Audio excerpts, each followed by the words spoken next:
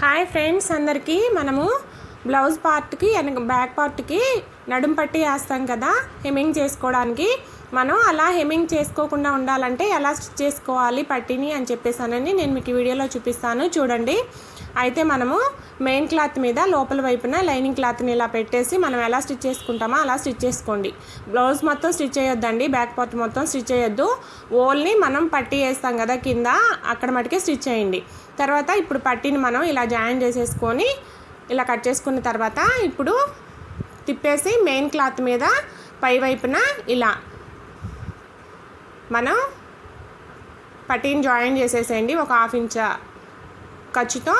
తర్వాత ఇప్పుడు ఆ పట్టీ మీద మళ్ళీ ఒక స్టిచ్ రానివ్వండి. స్టిచ్ రాని తర్వాత ఇప్పుడు చూడండి, లైనింగ్ క్లాత్ని మెయిన్ క్లాత్ని ఇలా వేర్ చేయండి. వేర్ చేసిన తర్వాత ఇప్పుడు లైనింగ్ క్లాత్ మీద ఈ పట్టీ వచ్చేటట్టు జాయిన్ చేసిన పట్టీని ఇలా స్టిచ్ చేసుకోండి, ఓకేనా అండి.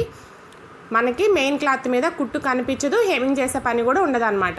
ఇంకా పై వైపున ఇలా చిన్న కుట్టు పెట్టేసుకొని ఇలా స్టిచ్ రానిచ్చేసుకొని ఇంకా మనం బ్లౌజ్ వెనక బ్యాక్ పార్ట్ని ఎలా స్టిచ్ చేసుకుంటామో మొత్తము లైనింగ్ క్లాత్తో కలిపేసి ఇలా స్టిచ్ చేసేసుకోండి.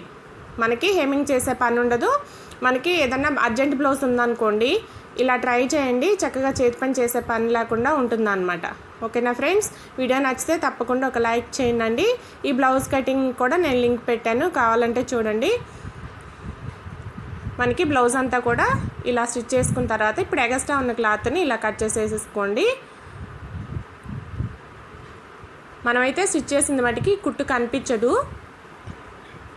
మనకి వర్క్ కూడా తొందరగా అయిపోతుంది అనమాట. అర్జెంట్ బ్లౌజులు ఉన్నప్పుడు ఇలా ట్రై చేయండి, హెమ్మింగ్ చేసే పని లేకుండా ఉంటుందన్నమాట.